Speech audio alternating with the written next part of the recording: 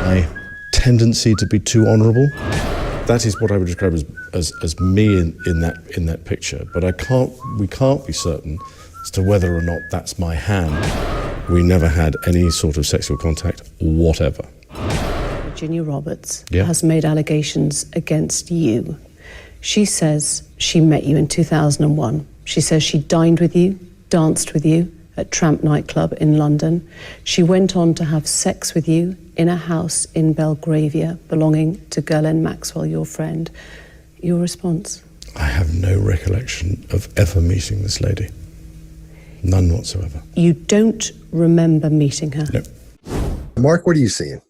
Yeah, so I actually want to go to his strategy here, because he foreshadowed this strategy, as we talked about in our first episode together, when he said, that's the bit that I remember. And that's the bit that I remember. Suggesting that there will, in the future, be elements that he does not remember. And so I would suggest here, he's now on his rehearsed piece. I have no recollection of ever meeting this lady. And so I think that's what we're seeing playing out here, is a strategy. What I'm interested in is what can we detect underneath that, because this is rehearsed for him. This is his moment. So I'm wondering from everybody else, how's he doing? Greg, you want that one? Yeah, not so well. So number one, he's got that problem of steepling and his hands are in his lap, so he can't go any further down to show that he has been compromised. So he starts to mill his hands and do some wonky thing with his hands. That's energy trying to escape the body. I want to get my rear end out of this chair and out that door, but I can't, so I'm going to try to find a place to go. Right in through here, and it's harder to see in this, but pay very close attention to his pupils. They don't just dilate, they pinpoint again. That is stress. When your eyes start moving, when your actual pupils start to move, that's a really good indicator of stress levels.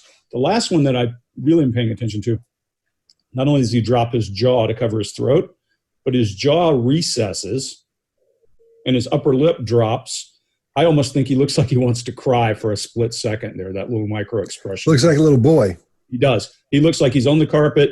Mom has gotten him for doing something in his... Yeah. What do you got, Chase? Yeah, so that pupil dilation, this is a rare thing to see in these video interviews because this camera is super high def. The angle's really great. And pupil dilation is something you look for only when there's a steady lighting conditions. If the lighting conditions are changing, that's obviously probably due to the lights. So this is a perfect setup. You can see the pupils start changing in size. Another thing you can see from over his shoulder is his breathing rate starting to increase. You can see that shoulder going up and down. And another one, just for this small clip, you can also get his pulse by looking at his legs towards the end. And I think back to what Mark said about this whole thing being rehearsed, that's the reason we're seeing him nod and say, yep, yep, yep. He's saying, I've done that. Yep, I've prepared for this. I've prepared for this. He's nodding in anticipation of the next step of his plan. Right. Yeah. And so I want to jump in here and just add and reiterate on this. This isn't stress because he wasn't expecting this question. Right. This isn't stress because he's going, what am I going to say here? He's got it planned. This is stress about something else. That's what's important. Scott, here's a place to talk about the thing. This guy, if you think he's stupid, you're stupid, because this guy is brilliant. This is methodical, and he has a process-driven approach. And Scott, I know you can talk more to this. I call it chaff and redirect. Yeah. As I'm going to lead so much stuff behind me that you'll chomp at one of those, and the minute you do, I'll take you there. And he is master of that in this conversation. Yeah, he's great. He's a great storyteller. That's what makes it so good. He's seen a lot of stuff. He's got a lot of history behind him. He's heard people tell stories. He's got to learn the stories of the history of the royal family. He's got to know all that stuff. So he's been hanging around people who tell stories great. And he's become a great storyteller. Now, there's a guy named Yuri Hassan, and he's at, I think it's Purdue. And he's the guy that did the studies on the brain and storytelling. And what he found was your brain will sync or connect with someone else's brain and hang on as you tell them a story. It happens very quickly. I won't get into the details of the studies he did, but they're fascinating. Yuri Hassan, I believe it's Purdue. So if you want to learn about that, if there's somebody watching wants to learn about that, it's a great thing to check out. So that's what he's doing here. That's why these things, as we know, why stories are good in marketing. They're good in all kinds of things. That's why he puts these almost in story form. As you go along, you'll see them so you can hop from one thing to the other. And to Chase's point, when we're talking about micro expressions, we're talking about the dilation. And when she says against you, they get small and they start getting bigger. That's when the big one hits. And then at the same time, if you'll notice, he's got a lot of nostril flare. It's really small, really small. If we're going to talk about micro expressions, let's get up in its hind and talk about the micro parts. Very small. On the larger side, when he starts, he does what I refer to as fading facts as he's talking. I have no recollection of ever meeting this lady.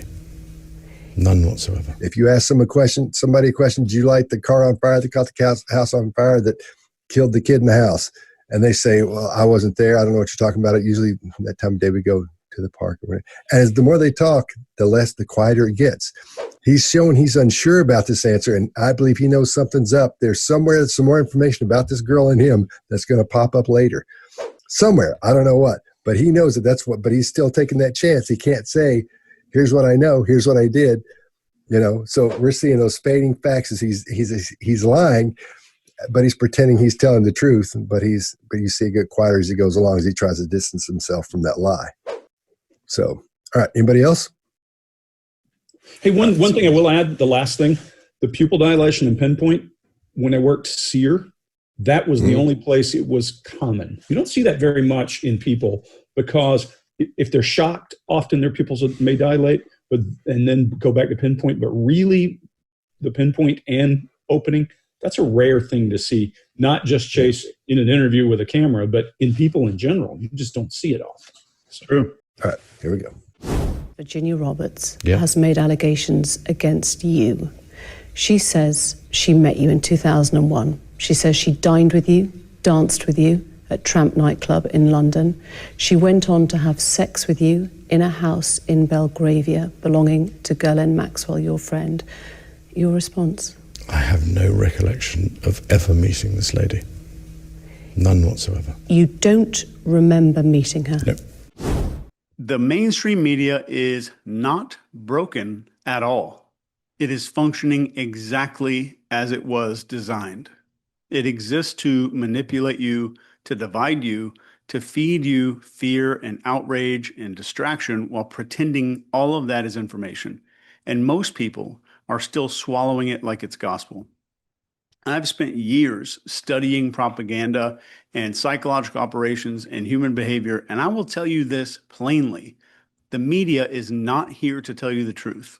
It's here to shape your truth without you even realizing it. Every network, every outlet, left or right or center, they are all playing the exact same game. Keep you emotionally hijacked, cognitively blind, and addicted to narratives engineered by people who have zero interest in informing you at all. So they manufacture a bunch of division. They amplify lies and they bury stories that threaten their control. This is not journalism. This is mass psychological warfare. This is why we use ground news. It is not just a news app. It is a tactical weapon for seeing through all this fog. Ground news pulls in all these stories from every source, whether it's liberal or conservative or state-run, corporate-owned, billionaire-owned, and they show you these biases and the ownership of who owns the outlet that wrote that article, the spin, and then finally, my favorite is what is being left out of that article. You know, I always talk about let's look for what's missing. They do that at ground news. So you're going to watch these narratives fracture in real time. You're going to be able to spot manipulation like it is lit up in neon. And once you see how disgustingly coordinated all this stuff is, you're not going to be able to unsee it. The behavior panel never really partners with very many brands, but ground news is way different. It puts the power back into people's hands instead of the news. So go to ground.news/TBP. Scan the QR code or hit the link in the description.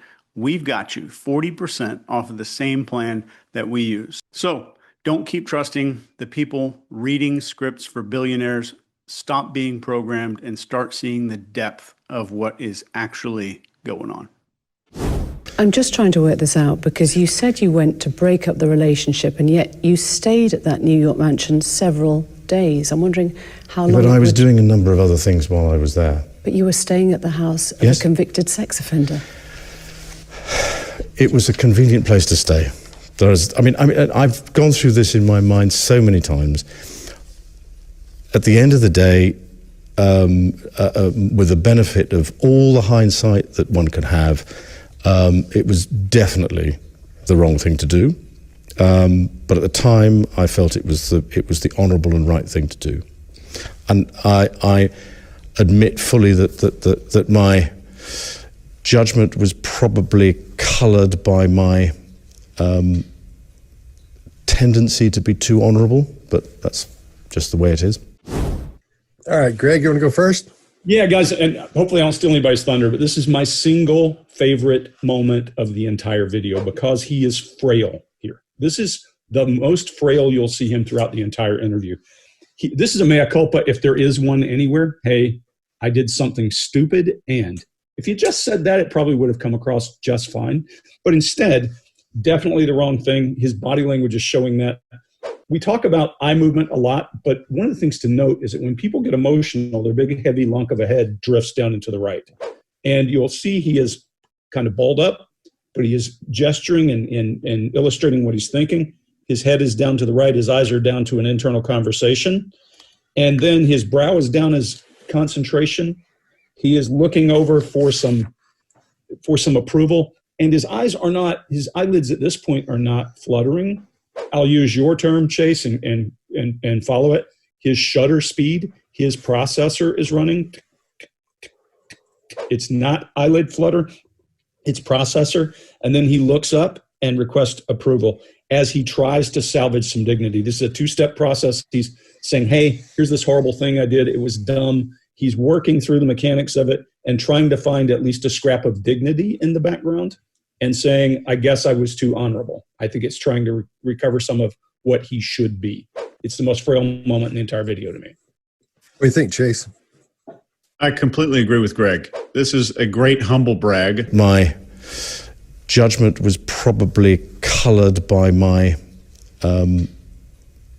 tendency to be too honourable, but that's just the way it is. But I think it's also going into the narrative. It's going into his narrative, and we see a shoulder shrug the moment that he says it. And we see when he's trying to gain a little bit of approval, we see the eyebrow flash and a head tilt. We expose our necks to people when we want to be trusting, when we're curious about something, and protecting us from big cats was our original reason we had to raise our shoulders. And that was from old Joe Navarro. Every time he gets a question he knows he's prepared for, or he knows that it's going to be tough, you see the large upper chest inhale before he answers, every time. But you were staying at the house of a convicted sex offender. Mark, what do you got? Yeah, so I want to hit on one thing here, which is one of the ways he tries to get compliance here and move this away. So we know that this is a hot spot for him because he wants to move on. And he says... I've gone through this in my mind so many times. So what he's suggesting is I've already thought about this. Can we just move on? Because I've already thought about this. I've done the processing. We don't need to talk about this in the open. I've thought about it. And then from there, because that doesn't succeed, because the interviewer doesn't go, oh, okay, yeah, I'm sorry, you've already thought about this. What haven't you thought about? What would you like to talk about? That doesn't happen. She's silent. It has to move on. And so that's why he has to go there into, I think that's a great idea there, Chase, the humble brag or the virtue signaling. Yes. And it's a big signal to say, I'm just, too honorable. Too honorable. Yeah. That's extraordinary. That's his ego, because as he's going through there, and I think he's thought about that before, we can stick that in, and that's that ego coming out. Because what he's trying to do when he comes out of there, as he's talking, he's open. He's saying, but you'll notice when he first does his illustrators, when he's open, you'll see that foot come up as the barrier. It goes down fairly quickly, but still it's up guarding as he's supposedly being open. And I think that's what that is. This is ego getting out of hand. It sort of gives you an idea about what kind of person you're dealing with there on the narcissist level. Again, we're dealing here, Scott, with somebody who doesn't have any advisors around them right now, because a decent advisor would have heard that from him and gone, you actually, Your Royal Highness, you're not going to say that. Here's exactly what you're going to say. You are going to take responsibility for an element of this and therefore deflect from the element which you're not going to take responsibility for. But you are going to take responsibility. And Chase has talked about this a number of times, which is building somebody a bridge to get out of this situation. Yeah. Now, this interviewer, I don't think, is building many bridges, and that's what's great about it. But it's not that you can't build your own bridge out of this. But he's not taking the advice on that. And so that's why we're going to see this become a disaster for him. Ultimately, in that, not to spoil the plot of this, but he ends up essentially resigning the next day due to all of this. I'm just trying to work this out, because you said you went to break up the relationship, and yet you stayed at that New York mansion several days. I'm wondering how long. But I was doing a number of other things while I was there. But you were staying at the house of a convicted sex offender. It was a convenient place to stay. I've gone through this in my mind so many times. At the end of the day, with the benefit of all the hindsight that one could have, it was definitely the wrong thing to do. But at the time, I felt it was the honourable and right thing to do.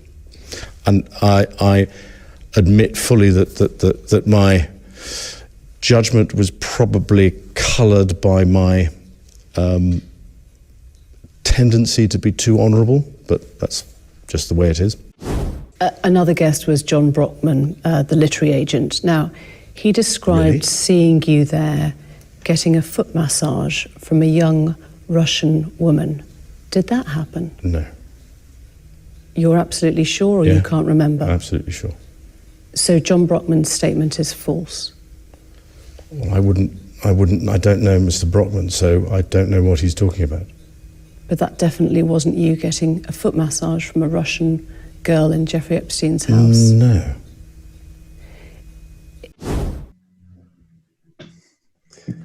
All right. Yeah. So now it doesn't sound like, you think foot massage, what a big deal. But when you see, I watched the first episode of this Epstein thing. Greg and I both watched it. When you see that first episode, you'll realize why that's an important part here. Why that's a key to what's happening in that house. And some other things that I see, of course, you've got that head tuck. But when you pay attention to his blink rate, it plummets. I think he blinks 3 times during this whole thing because he's making sure she's believing him. So if he has to add any qualifiers, and then you start looking at, he never says no when she asks him. She says, so Brockman, in other words, so Brockman's lying. He never says no. So John Brockman's statement is false? Well, I don't know Mr. Brockman, so I don't know what he's talking about. He starts talking, but he never says no, which is, of course, one of the biggies from that. And his movement overall in this thing, he's almost like a statue compared to the way he is in the rest of the interview. Doesn't move hardly at all. He does some, but not much at all. So I think that's important as well, because he's taken in all that information. The only thing I didn't see in there was his eyes get really big, which I kept expecting that. As you'll see when you get him, he's got the head turn as it's coming, but he doesn't. The eyes don't get really big, But all this after that big fake surprise he throws on. Right. Well, I think that's his big eye movement, right? Must be. Yeah. That's so. Keep going, Greg. What do you got? Yeah. For me, this is the classic overreaction, right? If you don't know someone at all, and I mention them, you don't go, "Oh, he was there." I don't know this guy, but I'm reacting that way. Well, something caused you to cue. That's one of the biggest overreactions in the entire video, is that crazy shock with the eye thing, puts his head forward, leans it down. His pupils actually close in this one, Chase. I'm sure you've noticed better than I did, but his pupils actually close very, very tightly in here. His eyes are all in. He's got a conspicuous retreat. And then he makes eye contact solidly when he goes to the no. No. And it's one of the emphatic no's in this entire thing. I think there are about 3 that are emphatic denials, and this is one. Because this, I think you're hitting it dead on, Scott, because this is the gateway. When you watch what Epstein did, his creepy factor starts this way. So that's, I think, what you're saying. Chase, what do you got? I think the surprise was genuine. And I think it might be in reaction to, oh crap, that guy said something, or maybe I he didn't know. Yeah. I mean, you can see, if we go back, you can see the sclera, the white part of our eyeballs above and below the iris, the little colored circle, which is kind of hard to fake, especially if you're under a lot of stress. If anybody watching this, if I accused you of doing something that you didn't do, you'd say that statement's absolutely false. None of us would have a problem calling someone else a liar if it was false. And then again, if I have guilty knowledge about something, then a foot massage sounds really dirty. But if it's just a foot massage and I don't feel guilty about anything else, what's the harm in saying, yeah, that was me? I was getting a foot massage. Yeah. And you'll see, like, again, you'll see the importance of that in that Netflix thing, in the Epstein. So what do you got, Mark? Yeah, so I think he's performing over the surprise in order to trying to create another narrative there, which is curiosity. I think, exactly as we've said so far, he's genuinely surprised by that, either because it's, hey, I didn't think that guy would say anything, or what you've got a witness. And the thing I want to get across to you, listening to this, is if you're gonna lie, you've got to make sure there isn't any evidence out there, because the evidence is going to show up at some point. Lying is for the lazy. Lying is for the people who don't want to take the punishment right now for what they've done, okay? Because the evidence is showing up later, maybe in your life, maybe in somebody else's lifetime, but it's showing up, it's coming out. Unfortunately, here, there is an eyewitness who is alive now and has talked. So now what's his way out of this? It's incredible. Well, I don't know him. I don't know Mr. Brockman, so I don't know what he's talking about. The idea that if I don't know somebody, it means they could be a liar. That's his logic. And if we unpack that logic, we see that it's risible, it's laughable. That's not accurate, that if you don't know somebody, it means they're probably a liar. So I think we know he's fried now. This is now going one way, and it's all downhill from here for him. He's not in control of this. Another guest was John Brockman, the literary agent. Now, he described seeing you there getting a foot massage from a young Russian woman. Did that happen? No. You're absolutely sure, or you can't remember? Absolutely sure. So John Brockman's statement is false? Well, I don't know Mr. Brockman, so I don't know what he's talking about. But that definitely wasn't you getting a foot massage from a Russian girl in Jeffrey Epstein's house? No. The world has now seen the photo that Virginia Roberts provided, taken by Epstein, we understand, in Ghislaine Maxwell's house. Well, here's the problem. I've never seen Epstein with a camera in my life. I think it was Virginia Roberts' camera. She said a little Kodak one that she lent to Epstein. He took a photo, and your arm is round her waist. I don't remember that photograph ever being taken. I don't remember going upstairs in the house, because that photograph is taken upstairs. And I'm not entirely convinced that, I mean, that is what I would describe as me in that picture, but we can't be certain as to whether or not that's my hand on her whatever it is, left side. All right, Greg, what do you got? Yeah, so this is one of my favorites. When we talk about people looking for a door, he's certainly looking for a door. He looks like he's tap dancing. If you see the sole of one foot turns up, the other is moving. This is not anything to do with an artery that we pointed out over and over and over. This is, I want to go somewhere. He's moving around. He's now nailed down. This is starting to get to the point where you're getting something viable. He even says, yes, that's me, clearly in the photo. That is what I would describe as me in that picture. But his feet are looking for a place. Both feet are active. I don't remember that photo being taken. I don't remember that photograph ever being taken. That doesn't say the photo was never taken. Nobody took that photo of me. I mean, if you ask me, was I in the photo? No, somebody must have photoshopped that. I don't remember going upstairs. I don't remember going upstairs in the house because that photograph is taken upstairs. Well, how the hell do you know, excuse my English, how do you know that's upstairs? If you have never been upstairs, you're assuming, I guess. I'm not entirely convinced. I'm not entirely convinced. That is, and falls very short of a no to me, very short of a that's not me. And he goes on, I don't think we have it in this piece of video, but he goes on to make a royal family reference immediately after this to put himself back at a higher status than everybody he's talking to when he says, as a member of the royal family, I don't often take photos and all of those pieces coming together look like a guy who's looking for an out. It's chaff. It's a way to get away from everything. And it's not a clear denial. And so, Mark, we're not dealing with the royal we here when he's saying we don't know or we're not sure. But we can't be certain. No, I think that's he's taken some advice there from some photographic experts or advisors of some sort.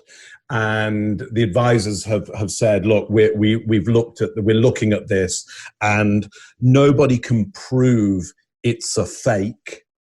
So it could be a fake. That's a weird piece of logic.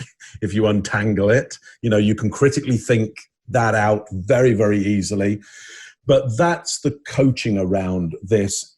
What's interesting is he goes outside of what I believe his coaching is on the camera piece, because he jumps on it. And I think what's happening, he's going, I've come up with a better argument. Here's the problem. I've never seen Epstein with a camera in my life. Expecting us to go, oh, well, no. Oh, I mean, obviously, yeah, you've never seen with the camera, so that can't be a photograph of you. He does that all through this show. Right. I mean, all through it, he comes up with stupid little, that can't be true. Right. Well, she comes from, it's not his camera. I think it was Virginia Roberts' camera. It's somebody else's camera. I mean, so he's fried by that piece of skill of the interviewer in there. And then he goes back to his training. I don't remember. Suddenly it clicks in. Yes, that's right. They told me to keep saying, I don't remember. Just answer everything with, I don't remember. What an idiot I am. I went for my own strategy there and it just got blown out of the water immediately.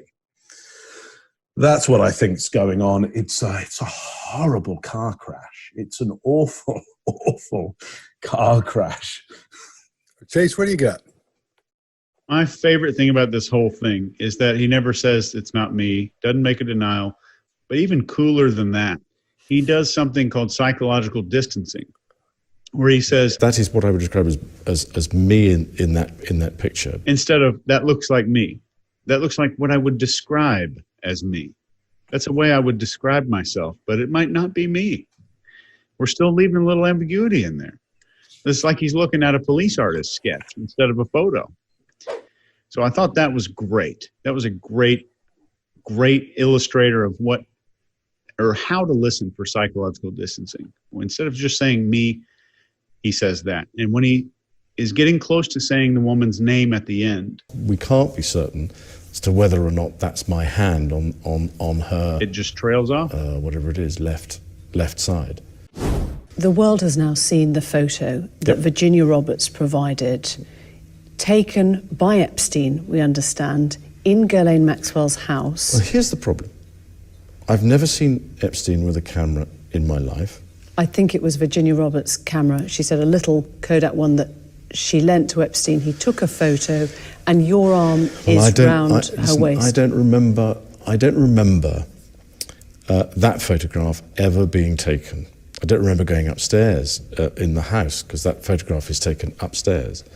And I'm not entirely convinced that, I mean, that is what I would describe as me in that picture, but we can't be certain as to whether or not that's my hand on her, whatever it is, left side. She made these claims in a US deposition. Mm-hmm.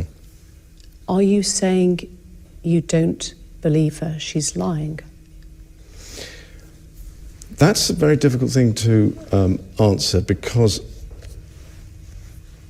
I'm not in a position to know what she's trying to achieve, but I can tell you categorically, I don't remember meeting her at all. I do not remember a photograph being taken, and I've said consistently and frequently that we never had any sort of sexual contact whatever. Once again, he's going for he's repeating that same thing all over again. And the classic line that tells me that he knows he's in trouble, because he says, and I always hate to bring up Anthony Weiner, but Anthony Weiner is one of my favorites to just wail on. But when he says, because I can tell you, that's the part that supposedly shows that he's not being deceptive, that he's telling the truth. I can tell you this. Why can't he tell us anything? Why can't he tell us any more? Because if he does tell us any more, if he tells us anything besides that, he's going to be in trouble. What do you think about that, Chase? Well, back just a few minutes ago, he said he doesn't remember her. I don't remember meeting her. And now he's talking about not having sex with her. We never had any sort of sexual contact whatever. So that's a little change here. And we also see, obviously, I'm sure everybody saw it, he's failing to answer the question completely. Are you saying you don't believe her, she's lying? That's a very difficult thing to answer, because any one of us, any normal human being would say, absolutely, she's guilty of perjury. She has perjured herself, and none of that stuff is true. And we see a little bit more psychological distancing here. He's failing to use the name of the victim, and he's also saying sexual contact instead of sex. So anybody who is accusing or an innocent person has no problem saying those words. They have no problem saying the criminal type of words, the more severe words to describe a crime. What do you got, Greg? Yeah, so a few things. You're dead on. No denial at all. First of all, did you have sex with that woman? No. I'm going to run over a couple, but here is the Bill Clinton statement. And I've said consistently and frequently that we never had any sort of sexual contact whatever. That's, I did not have sexual relations with that woman, Miss Lewinsky. That is his statement, in the same way that Bill Clinton did. Doesn't say he's lying. Says it's a prepared and canned statement that he's worked on. He probably had an attorney working with him to make sure he said the right things. He also then, we pick up on the same things a lot of times, Chase. He said, instead of no recollection, this. I don't remember meeting her at all. No recollection. I have no recollection of that woman has been his argument all along. I have no recollection of ever meeting this lady. I have no recollection of ever meeting her. He's a little bit off the reservation there. And then when he says, I categorically deny. Because I can tell you categorically. This is one of the few times he does a straight down eye contact break, which we typically think of as submission.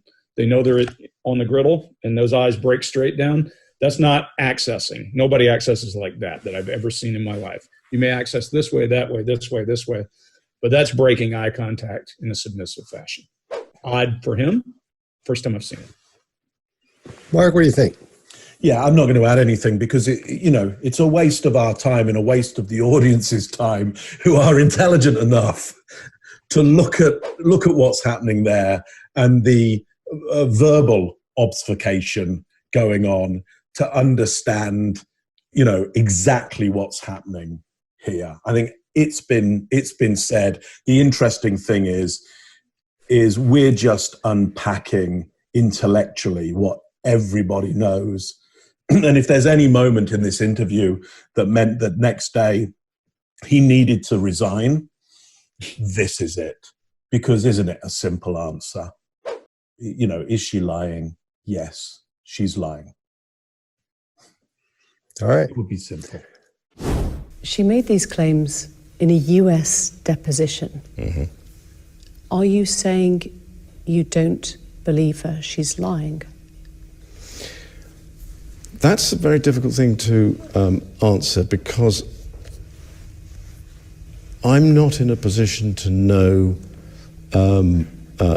what she's trying to achieve, but I can tell you categorically, I don't remember meeting her at all. I do not remember a photograph being taken, and I've said consistently and frequently that we never had any sort of sexual contact, whatever.